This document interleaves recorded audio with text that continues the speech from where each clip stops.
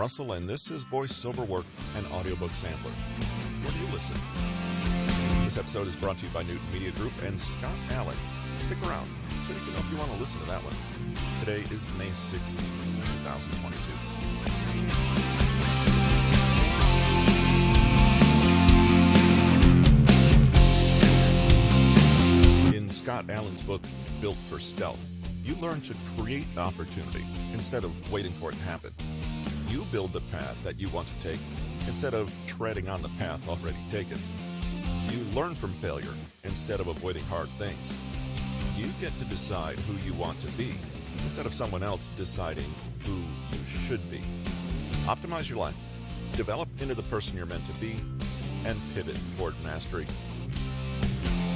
Here's the chapter-by-chapter preview of Scott Allan's Built for Stealth.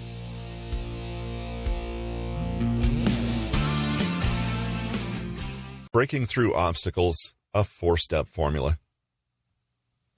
History has demonstrated that the most notable winners usually encountered heartbreaking obstacles before they triumphed.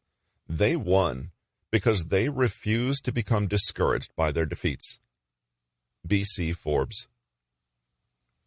Obstacles are barriers that stand between you and the fulfillment of your dreams. To get from where you are today to the place you desire to be in the not-too-distant future, you will have to face life's challenging roadblocks along the way. Most of these obstacles can be overcome with a few simple strategies. More difficult challenges require an advanced approach. This could be a shift in personal values, the adoption of new beliefs, or developing a deeper level of wisdom and mindfulness. In some cases, therapy is required to overcome issues that may be blocking you from reaching your goals. If you are serious about achieving your dreams and are willing to go to any lengths, you will endure difficulties in which courage and confidence is challenged, beliefs are questioned, and unresolved trauma is confronted. In this place of fear and uncertainty, you will have to face the most terrifying obstacle of all, yourself. You must prepare yourself to dig in and push through the problems blocking your direct path to freedom. Only by facing obstacles will you be able to make progress. Unfortunately, many people falter as soon as they hit the first wall and realize there is no instant solution that can solve their problems. An obstacle is blocking your path and appears insurmountable. Unless you can find a way to get past this hurdle, you'll always be stuck by challenges that appear larger than you. When you find yourself at this crossroad, remember there is no problem or difficulty too complex that cannot be resolved. Your success in any situation is measured by your performance in working through problems. If there's a way to avoid dealing with a problem, your first instinct may be to disregard it, bury it, or try to pass it on to someone else. Either way, you will only seek to defeat yourself. That which you do not confront is unresolved. Even if it is resolved by someone else, this won't help you grow. You must take care of your own weeds in the garden. They're still your weeds, even if someone else pulls them out. When you pass the buck to someone else, instead of making a real effort to solve the situation, you end up disempowering yourself. You're doing the other person a favor by giving them the opportunity to solve what you passed on. There's nothing wrong with asking for help, but be intentional in conquering your own issues. Life's obstacles present an opportunity to strengthen yourself and become more confident as you defeat your own limitations. One of the greatest measures of successful people is their ability to transcend life's difficulties and overcome the roadblocks that threaten to hold them back. Successful people stand up to challenges that threaten their goals and dreams. External and internal obstacles. Unless you try to do something beyond what you've already mastered, you will never grow. Ronald E. Osborne. I've divided obstacles into two categories, external and internal.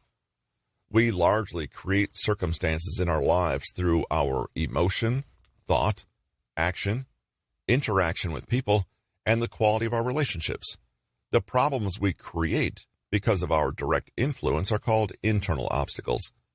The other set of obstacles is external and, in most cases, has nothing to do with us directly. What it takes to win and master your greatest gifts. You were not born with gifts. You develop your gifts in this life and build the talent needed to turn your talent into dreams. Talent's not about being the best, the smartest in the room, or the luckiest in the right place at the right time. The definition of better talent, or a genius, is that person who goes the extra mile, does one more rep at the gym, runs another mile when the rest cross the finished mile. Michael Jordan was one of the best basketball players in the NBA. Many say he was gifted and talented, but that's not why he was the best. He was also first on the court and last to leave. There's risk in becoming great at what you do, but it's not what you think. The risk is in saying no to the expectations we are pressured to live by. If you have a 9-to-5 job, does that mean you can only work 9 to 5? If you make $40,000 a year, does that mean you can only earn this amount? If you're told you'll never amount to anything, does that mean you have to believe it? By committing to pushing yourself beyond what the world is expecting, you develop a natural talent for being better because you're doing more, getting better, and stacking the odds in your favor. Nobody is born lucky. Yes, many are born with more, and many more are born with much less. But the circumstances do not define your future or limit you to what you can achieve. You can always create the circumstances and opportunity you want. When someone gets a lucky break in life, I want to know what actions this person took to make that opportunity show up in the first place. Never give up when the road gets difficult. It is in the moment of pain that you begin to grow. Muhammad Ali once said, "I start counting the sit-ups when they begin to hurt. Instead of pushing yourself to your limits, push beyond the limits of your mind." When you're living life according to a set of parameters that says, "I always put in X number of hours or reps," nothing is stopping you from doing one more, pushing another rep, or making 10 more calls than anybody else on the floor. You have the power to define your own limitations. And if you believe in your limits, they are yours. Strive for limitless, and you do the unimaginable. If someone tells you that's impossible, they're always right, but it's impossible for them, not for you. Most people give up on their dreams too soon. They try hard for a few years, and if they don't succeed, will bounce back to doing predictable actions.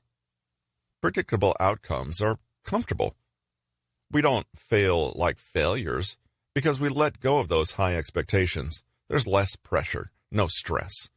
But the stress and pressure come later when you realize that you're approaching the end of your life with very little fulfillment.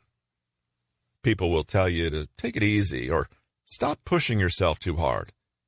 It's not that they don't care. They would rather not see you struggle. But friends, the success is in the struggle. You can struggle now or struggle later. When you do what's expected, some people are less threatened or intimidated. You're treated differently when you do more and be better than the rest by pushing past the barriers holding you back. If there's a wall in front of you that says, "Break limitations here," in your mind, I want you to take a sledgehammer and knock down that wall. Your thoughts and beliefs are that mental sledgehammer. How to create purpose for your life. 6 strategies for building purpose in your life. The first principle of ethical power is purpose.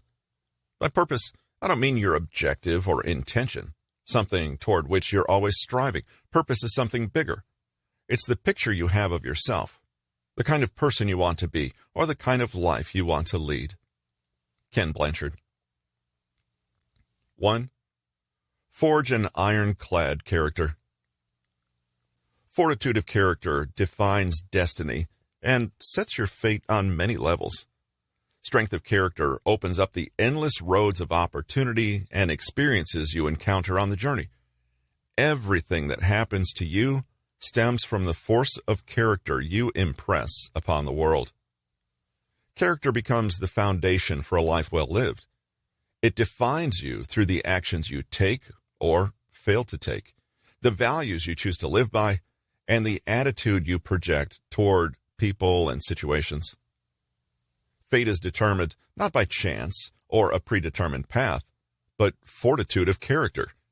It's a decision to dedicate yourself to the principle of constant and never-ending improvement. Each of us is born into this world with uniqueness of character. Nobody is like you. As spiritual beings born of a mission to discover the purpose of living, you're given the responsibility to care for the soul's character. There are no limits when it comes to creating yourself. The limits we face are self-imposed, and the levels of success or failure are determined by how well you're able to tend to the garden of the soul that is your character. It requires special care and obedience, love, and appreciation to expand and grow. The garden of the soul, so to speak, requires regular maintenance and discipline so that it can function properly. If you neglect to pull out the weeds that fester in your mind, defects of character become the dominant force in your life. A character that is neglected breaks down over time. But if you have a vision of the person you desire to become, your subconscious will work to create the real you in the exact way that you desire.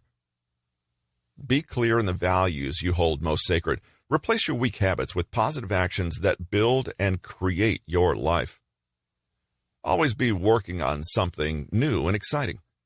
Get excited about the person you have the potential of becoming instead of just settling for who you ended up as. If you are already totally happy with the way you are, reach out to others and help them. There's always room for improvement, no matter who you are. Even some of the greatest characters that ever walked this earth never stopped seeking the path to self-fulfillment. 2. Decide, commit, and take action. Strong decision-making, when combined with a commitment to a specific objective, is a valuable skill for acquiring success. Likewise, failing to make a decision and committing to a course of action puts you in a position of weakness. The reason for this is simple. If you fail to make clear-cut decisions, you place decision-making power in the hands of others. The inability to make swift, confident decisions is like handing over the keys to your new sports car and saying to someone, "Here, this car is too much for me. You drive." The ability to make decisions that commit you to an objective puts you in the driver's seat of your life. Believe in yourself to make the right. Develop your obsession and do whatever it takes. If something is important enough, even if the odds are against you, you should still do it. Elon Musk.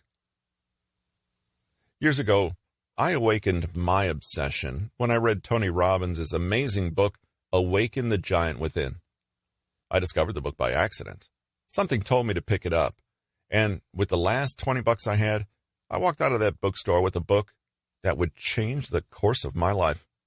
Within weeks, I was writing down my goals, practicing positive affirmations, and talking about success and the things that I was going to do. I turned my addiction for chaos into an addiction for learning. The more I discovered and implemented, the hungrier I became for knowledge and growth. I would write out my goals over and over, refining my mission and purpose. The more I did this, the more I recognized patterns. My obsession was awakening and telling me what to do next. I felt like I'd been a lost ship on the ocean in the middle of a storm, and suddenly there was light on land guiding me carefully toward safe shores. Within weeks, I uncovered my deep-seated dream of wanting to travel the world, learn a new language, and write books that would help people achieve success.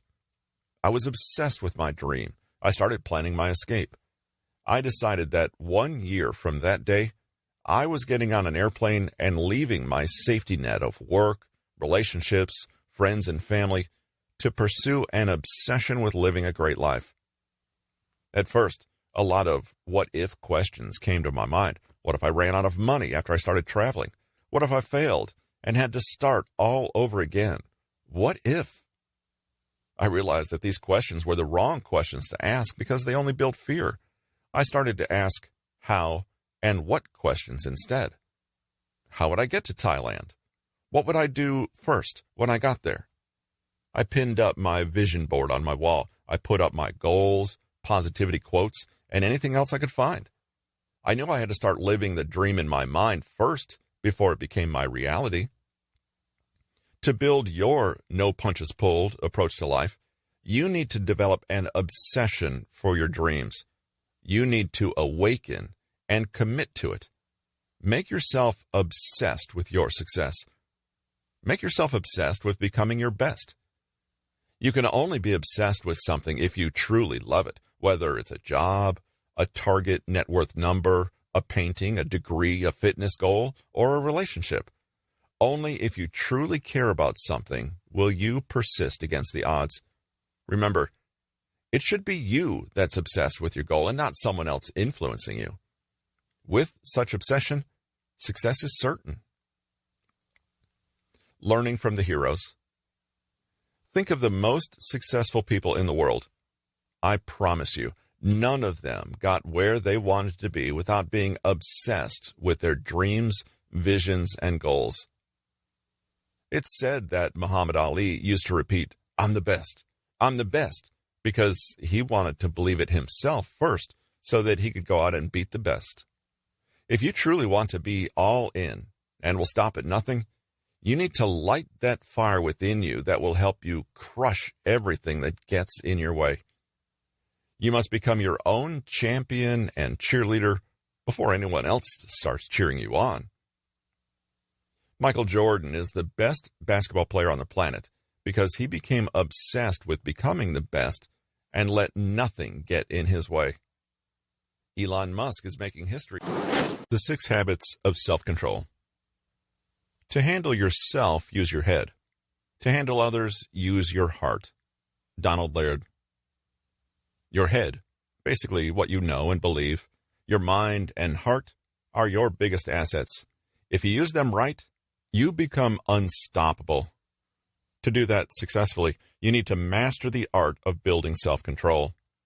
So far, you've been doing very well, and this course will accelerate your learning even more once you learn the 6 phenomenal habits of self-control. Right now, let's dive in and optimize these habits. 1. Focus on one habit and behavior at a time. We discussed this strategy in an earlier section of the book. Why am I sharing it again? It's because when we try to discipline ourselves, we often get carried away by the process. While trying to do too much or become even better than before, we start to fill up our plate with so many tasks, activities, or various good ideas. That's when you're likely to force yourself to work on multiple habits at the same time. You may try to quit smoking, exercise daily, work 10 hours a day, increase your clientele, and beat procrastination all at the same time. You may manage to handle this for a couple of days, but your willpower will collapse soon because you're not in the habit of exerting too much pressure on yourself.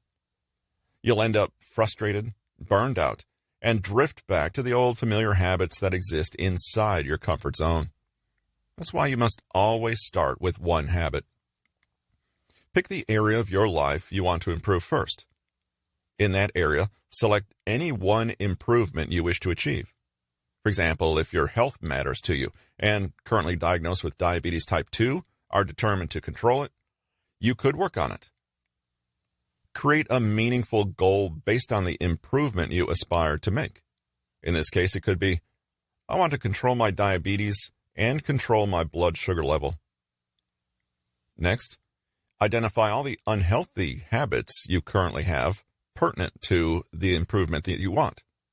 If your blood sugar level is exceedingly high, is it because you eat calorie-rich foods, because you don't walk, or because you're prone to chronic stress? There could be other reasons too. Make a list of the habits you need to work on, so once you complete working on a habit, you work on the next one in line. Once you've identified the key areas that demand your attention, pick one habit you wish to break and replace it with a healthier one. Next, create a habit change plan based on it, as taught earlier, and get to work. If you want to build a certain habit individually, not necessarily in place of an existing habit, Identify the area, create a goal on it, make a plan of action, and start working on it right away. After completing a specific goal, revisit your list of habits and work your way up to another. 2. Create incremental goals. Incremental is an adjective that refers to an increase in something. Add this adjective to your goals to turn them into incremental goals. What are they?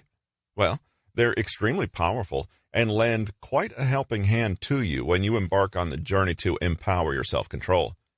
I've mentioned a couple times earlier in the book how your willpower starts to drop unbearably low when you take on a goal as a whole.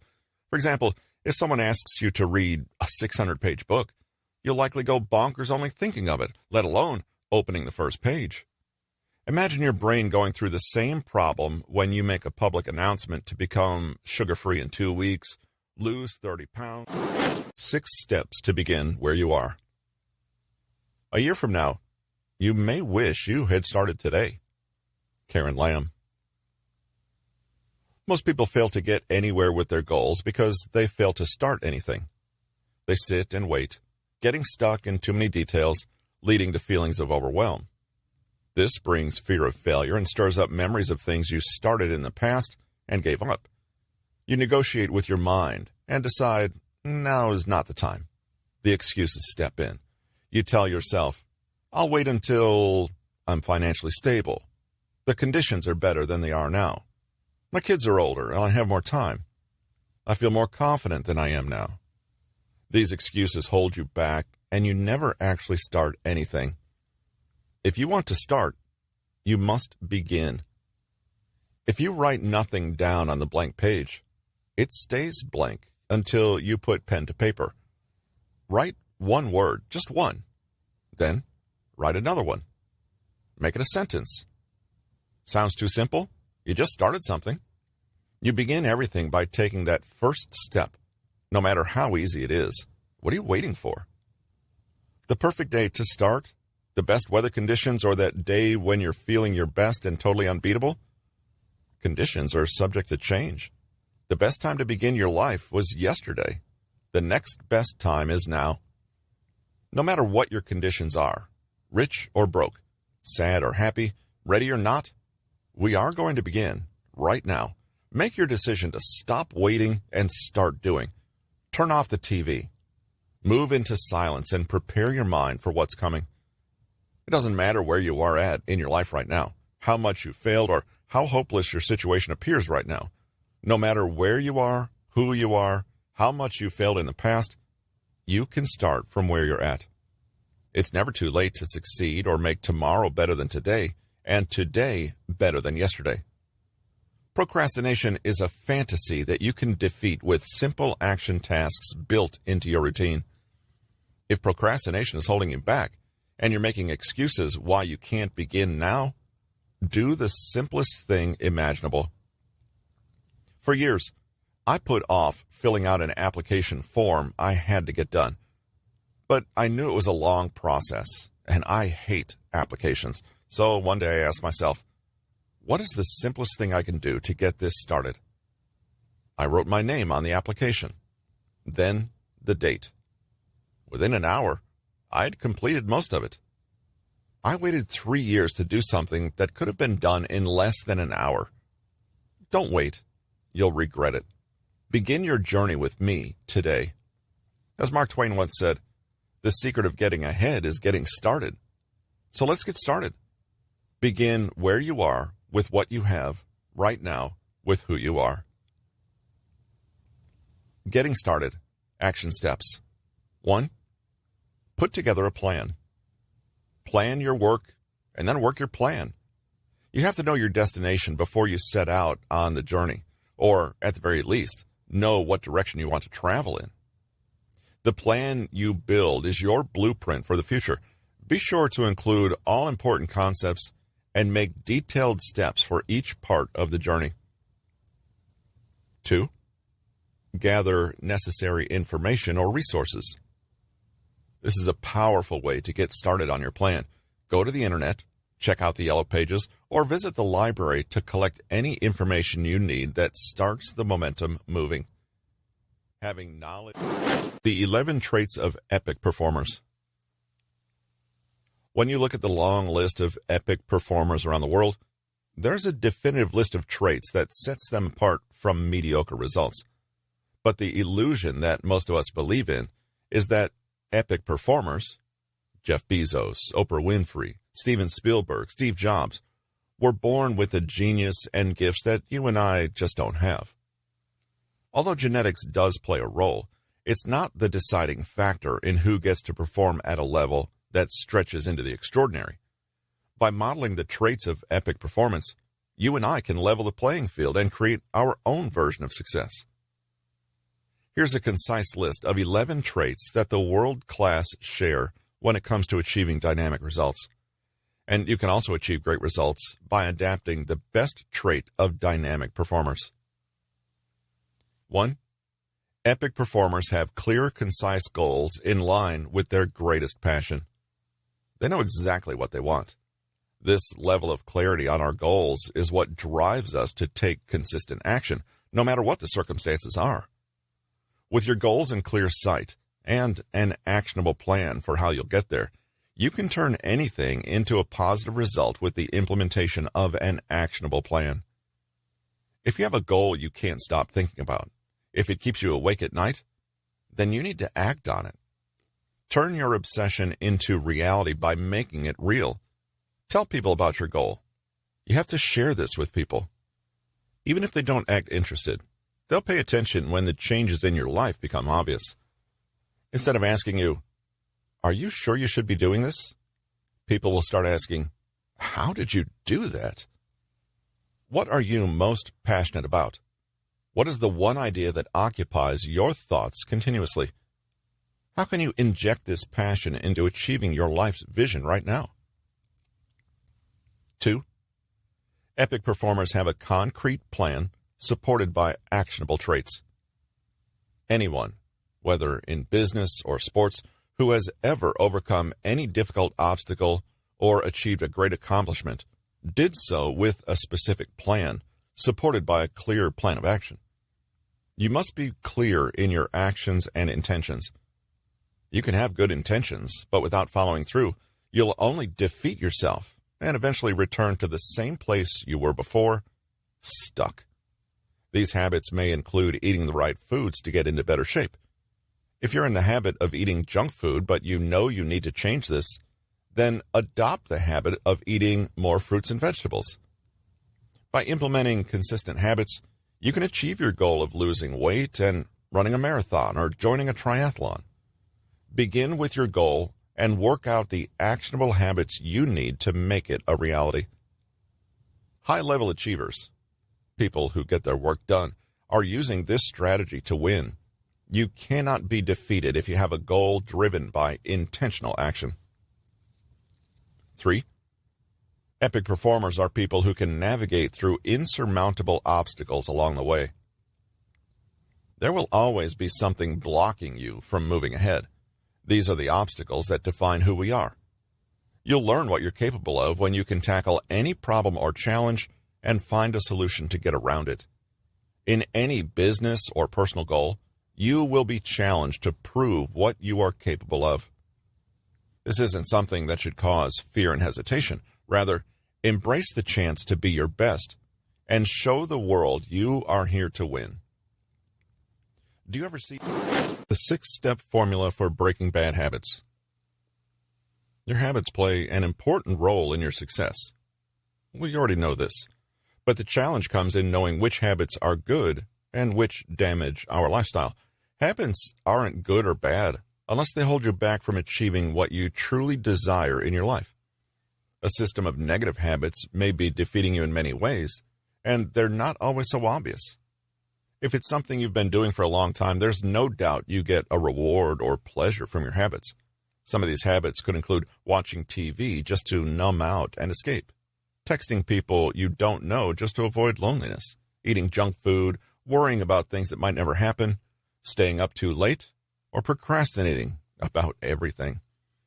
If you want better health, obviously eating excessive amounts of junk food or smoking would be categorized as bad habits. Charles Duhigg, best-selling author of The Power of Habit, said, "The golden rule of habit change: you can't extinguish a bad habit, you can only change it." If we can't discern the good from the bad, we end up taking actions without thinking about what we're working for. When you climb the wrong ladder, it doesn't matter if you reach the top or not. This same principle applies to building better habits to put us on a more focused path. In my years of experience, I have seen people continue to perform poorly, not from lack of skill or knowledge, but because they had poor habits that set them up for failure. The problem is that we don't know what we don't know. And when it comes to habit formation, we don't know which habits are helping us and which are hurting us. Even sometimes when it feels like we're doing the right thing, that habit can be hurting our chances of getting ahead. Our passive habits make us afraid to take action. These habits are automatic, and we feed them repeatedly throughout the day without any conscious effort. Passive habits may include sleeping in late, because that's what you've always done, spending money you don't have when you're bored, watching TV for hours to avoid working, scrolling through social media feeds looking for something interesting to entertain you, eating junk food without any thought about how we will feel the next day. What bad habits can you replace with good ones? What is it you hope to achieve with this new arrangement? The habits that keep you scared. For years, I had several habits that kept me scared and trapped. Procrastination was at the top of the list. I was always in the habit of neglecting what needed to be done. For example, creating a life plan, a financial plan, or mapping out my goals were all things I wanted to accomplish, but whenever I thought about them, there was something more pressing to do. Procrastination, while it felt like I was in control because I could make the decision to do or not do something, was robbing me of the life I could have had. The habit of doing it later became destructive, and because I wasn't getting the things done that I should have been, I was always scared of the future. Will I be okay?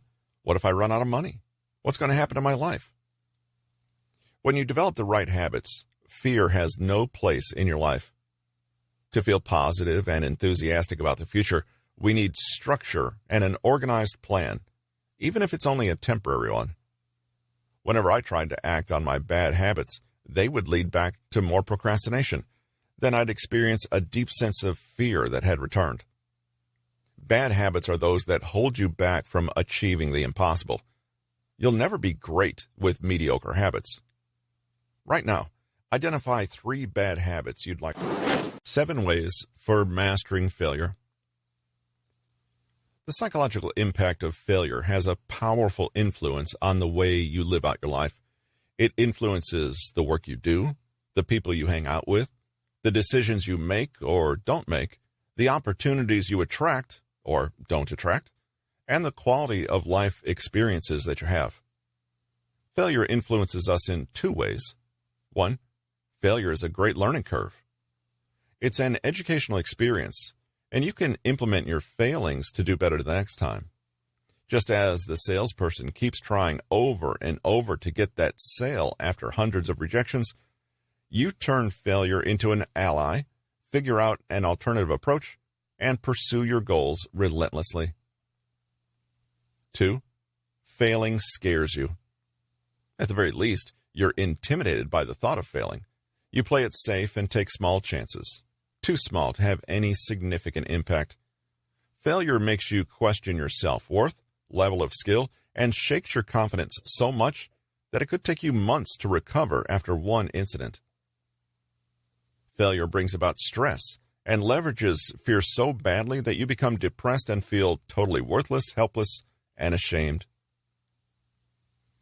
The persuasive power of failing. Failure is very persuasive. It affects your happiness, self-esteem, and confidence. One enormous loss could set you back for months, years, or decades. You might say, I'd rather never face that trial again, so I'm playing it safe from now on. The psychological impact of failing causes us to retreat to safer ground. Safety is a comfort zone that has its own dangers. You become weak when you close the door on future opportunities and rely on the stability of routine. The psychological impact of failure. Failing influences your life in many ways. Depending on the culture and environment you grow up in, the results can be devastatingly hard. You might try to please your parents, teachers, peers, your manager, or an institution that is deciding to hire you. Your life could hang in the balance if the person on the other end of the table is making a decision that could impact your future. The fear is real, and failing is real. But it is the courage you reveal by showing up to play the game that matters. For many years, I ran away from failure, and if I wasn't running from it, I was trying to create chaos that made my life fail with intention. This is what happens when your confidence, self-esteem, and purpose are out of alignment. You feel so down about yourself that your attitude says, whatever happens, happens. Just get it over with. This form of negativity influences the circumstances to turn against you. It breeds more failure and keeps the fear real. We all approach failing from either a negative or positive perspective. If I fail at something, it wasn't meant to be. If I succeed, I did something right. But win or lose, it doesn't matter. Stepping up to the bat, knowing that the pitcher is one of the best in the world and your chances of striking out are 9 out of 10, no matter the outcome, you showed up to play. Failure is not the negative event we've made it out to be. It's just the reverse. Failure is your best friend, and the positive power it has is truly amazing. Failure will never lie or betray you. It is only deceptive when you try to pretend it doesn't exist. Failing your way through life is the surest way to winning. The hard way is the only way for high-performance champions. Failure is your optimum growth tool. It is your weapon in the big game. The 7-step framework for continuous change. The process of growth is never a straight line to success. There isn't any magic formula for it.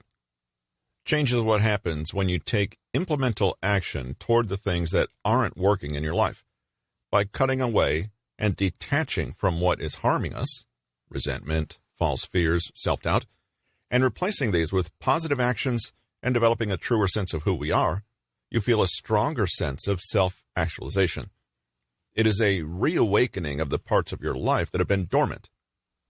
That big piece of you that wasn't allowed to dream or feel now suddenly wants to take a lead role in your life.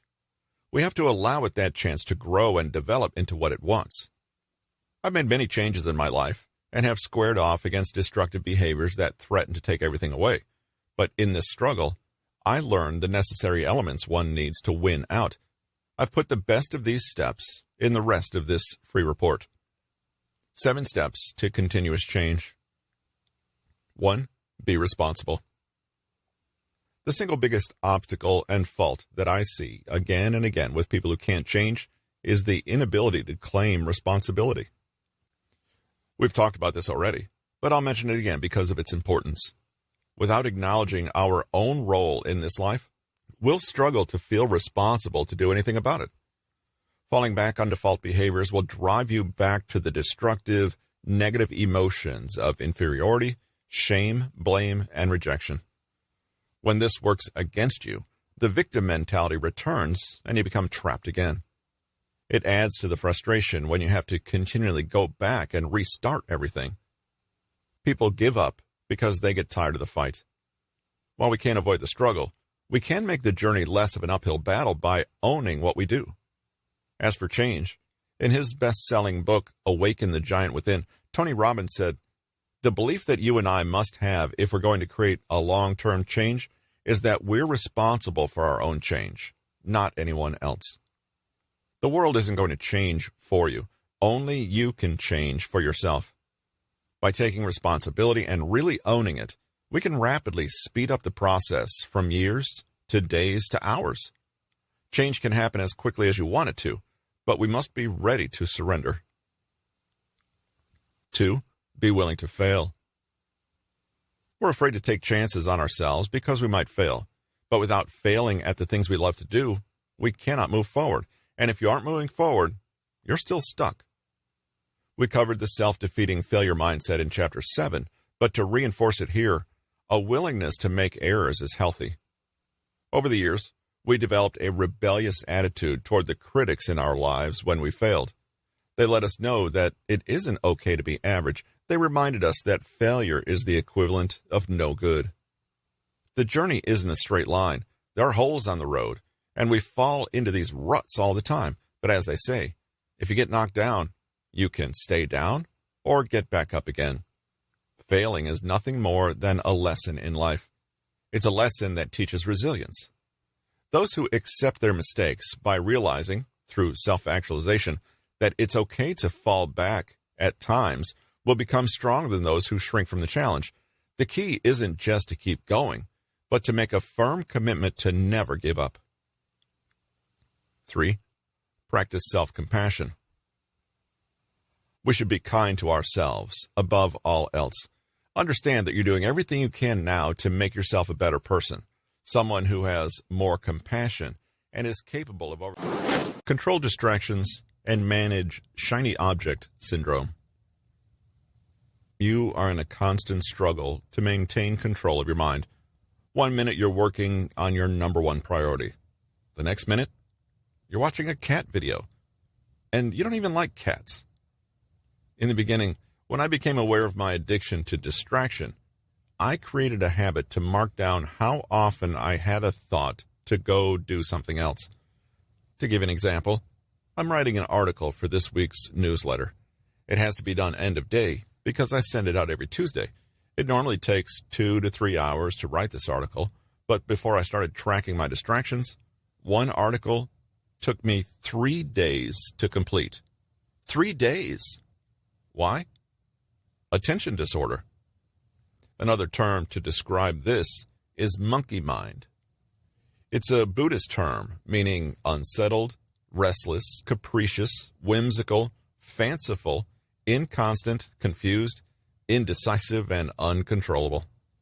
In other words, a monkey mind is highly prone to becoming distracted by anything and everything. I call this chasing rabbit trails.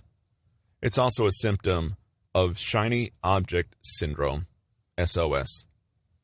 Shiny object syndrome trains your mind to seek out a shiny object that distracts your attention. This could be a course, information, another book, or a social media ad. Meanwhile, as you pursue these things, you leave behind a trail of broken objects, aka unfinished tasks. As we looked at earlier, completing your open loops must be your priority. You have to finish it. If it's an ongoing project, you must complete the one task within that project. But what do I do if I suddenly catch myself running down another path? You stop. Take a step back. Breathe. Task switching wears you down fast. Can you imagine what you'll accomplish with 1 hour of focused work on a specific task for the next 30 days? I can tell you what would happen. You'd finish that one thing you're focused on. There's no great mystery to unlock here. Most of your issues with procrastination stem from the impulse to run in a different direction to the course you should be taking.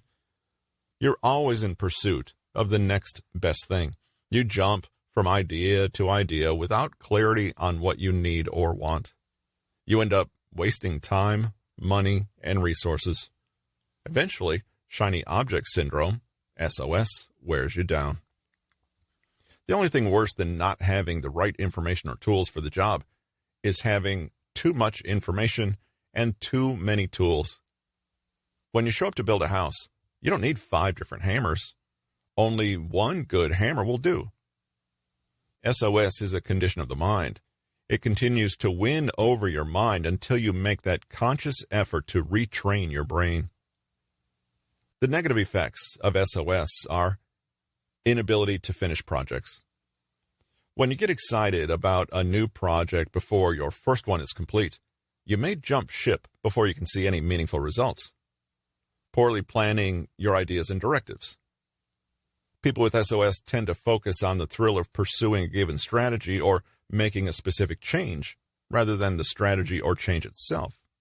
For example, they may love the idea of creating a new product and begin work on developing it, but have no long-term game plan on how to follow through on that idea. This leads to poor results from an underdeveloped execution and unrealized potential. 7 ways to retrain your brain. Our thoughts have a direct influence on the way we live. Our quality of life can be traced back to the quality of our own thoughts. But how often do you find yourself trapped in a negative thought loop that just spins on forever? How much mental energy is spent on replaying the old tapes from your past and listening to the critical voices that feel like they're running the show? Eliminate negative thinking and take control of your thoughts. Just as a positive mindset fills you up with creative energy, your negative mindset, and the negative thoughts that go with it, deplete your mental and physical energy. You feel lethargic. You get headaches more frequently. You're less motivated to work, play, or interact with anyone. The core of your focus is on what you don't like, who you resent, what you don't have, and how bad life has turned out for you. Negative thinking is poison for your mind. Your mission? Eliminate this noise. But it isn't just your mind that is affected. Your physiology is influenced as well. Negative thoughts make you sick more often, and because you think you're depressed, you take medication. Only, instead of helping you to overcome the real core issues, you stay depressed and continue to live in a world of negativity. In most cases, it's not our environment that needs to change. It isn't the other people that have to shape up and treat you better. You don't have to hope for things to get better, because they won't. You make things better by deciding to transform your thoughts. Negative thoughts, just like positive ones, don't happen by pure chance. We create our own misery, just the same as we create our own happiness. Surprisingly, many people believe that happiness is what happens when things work out perfectly, or when we finally get everything we want in life. Until then, we stay neutral or miserable, struggling through our days, hoping for the best. Negative thoughts thrive in this environment. Your negative persona is searching for a reason to exist. When you focus on what you don't have, how bad the economy is, or the bad situation you're in, you open the door for your negative thoughts to take over. Here's what S.J. Scott says about negative thoughts from his book, Declutter Your Mind, with Barry Davenport. Many people go through their entire lives victimized by their negative thoughts. They feel they have no control of what thoughts take up residence in their brains, and worse, they believe the voices in their heads that tell them the sky is falling. Though it may feel natural to allow your mind to wander into worry and despair, you're reinforcing negative thinking by not challenging it and by accepting your thoughts as your identity. But you have the power to recognize this tendency and change it by building the reframing habit. From now on, I want you to picture negative thoughts as intruders, taking up space in your head. If they stay there, you'll continue to repeat past failures. Knock each of these intruders out of your mind as they pop up. If you don't do this, you'll fail to achieve your goals, and every action you take will feel like an uphill battle. Negative thinking is powerful, but remember, you are responsible for feeding into it. You create your own thoughts, good or bad. What happens when we build negative thoughts into our thought paradigm? The world becomes a dark, painful experience. For me, suffering is when I let the demons of negativity take over and run my emotions. When you're stuck in a negative frame of mind and you think there's no way out, you will stop looking for the exit. I don't know of anyone who purposefully wants to suffer, yet our negative thinking is just that, a form of self-destruction. For many people, we go through days and even weeks in which things are not going. 5 steps to leveraging fear and becoming your best. We all want a better way to handle our fear and to live a fearless lifestyle. We all want better strategies for confronting the people, places, and things that challenge our confidence. Better yet, we want to take action when it's called for, so we can become fearlessly confident and succeed in the areas of life that matter. The intentional action you take today decides the level of fear you have to live with. Fear's not that complex. It just looks that way when you're faced with a fearful situation and you don't have an effective or immediate solution that works. We feel afraid when our comfort zone is challenged. We feel afraid when we have a problem and lack the means to deal with it. We are afraid when our financial security is at risk. We may become terrified when failure is the necessary step to success. This is why I've created a simple 5-step solution to living life to the max and becoming great in everything you do. If you're ready, action step number 1, know your fear. We all have our areas of life where fear is the greatest. It could be at work, at home, social anxiety, or personal challenges. You can take a moment to identify with what scares you the most right now. Is there something you are procrastinating on doing? Do you avoid certain situations because you might be rejected? In what situations do you experience fear the most? By knowing how fear is impacting you in a specific area, this is where you can focus your energy to fight back. Identify the areas in your life where fear is controlling you. Do you fear losing something or someone? Is it the fear of taking on a new role that you might fail at? We can know our fear by understanding what drives it. Action step number 2, let go of past mistakes and future expectations. Fear exists in 2 states, the past and the future. We're trapped in past memories of things we failed at. The past has all our dirty little secrets. Come on, you have at least one. The future holds everything we're afraid of happening, and most of it doesn't happen. If your mind is stuck in one place or the other, you'll create a fearful state for yourself. Staying in the present, focusing on what you can do today, is the best use of your time and energy. After all, your future is happening right now. The past is the result of how you are choosing to live right now. Both your past and future are the conditions created and being created in the now. We hold on to our past because we're obsessed with what we could have done differently. Should I have chosen door 2 instead of door 3? Did I make the right decision? I approach this thinking with a simple affirmation. I let go of my regrets. I'm grateful for lessons that my past missteps have taught me. The future is a fearful place, full of our expectations. Will I get what I want? Will I fail and lose everything? What if? I handle this wildly spinning train of thought with a simple affirmation. I have every quality I need to become hugely successful in all future endeavors. Recommended read.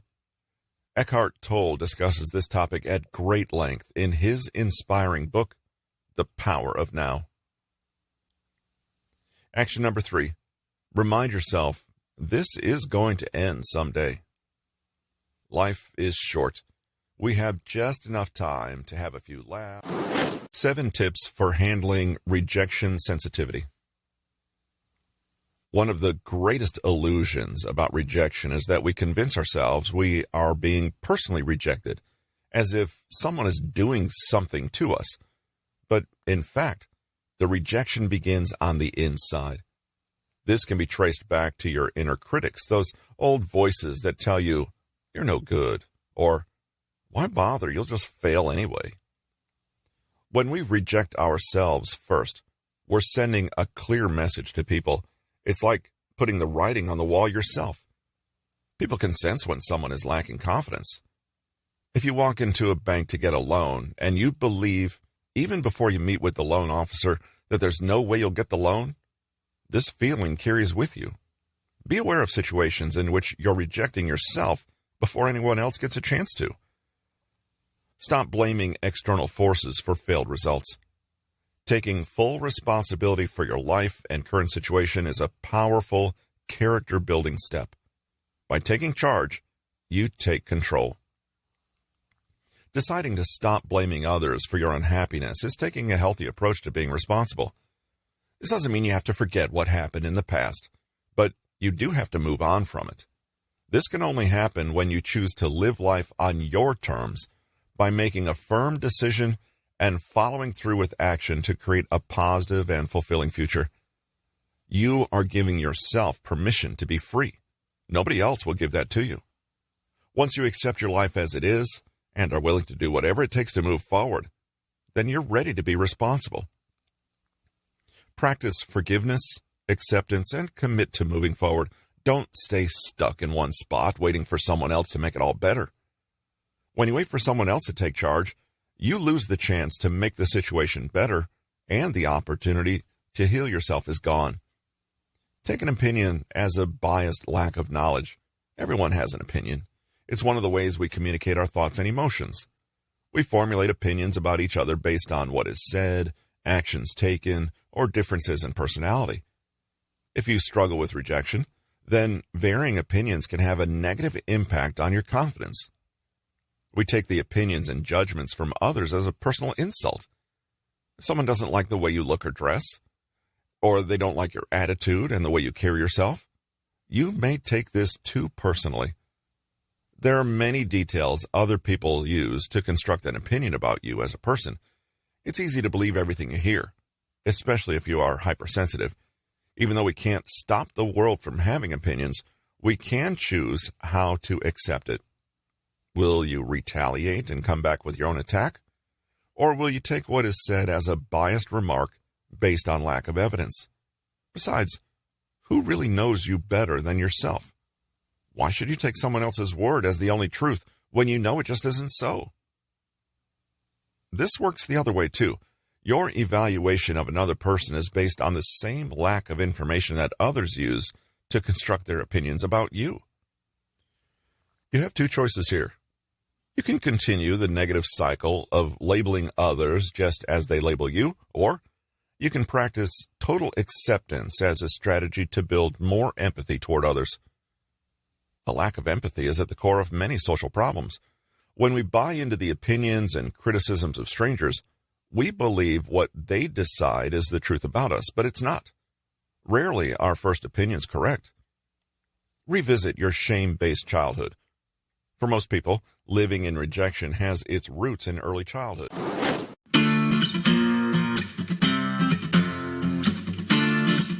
You just listened to voiceover work at Audiobook Sampler. Where do you listen? This is your host, Russell. You can catch us on your podcast player on iTunes, Google Play, YouTube, and Facebook. Check us out on our next episode in 4 days. Thanks for joining us today. Have a great one.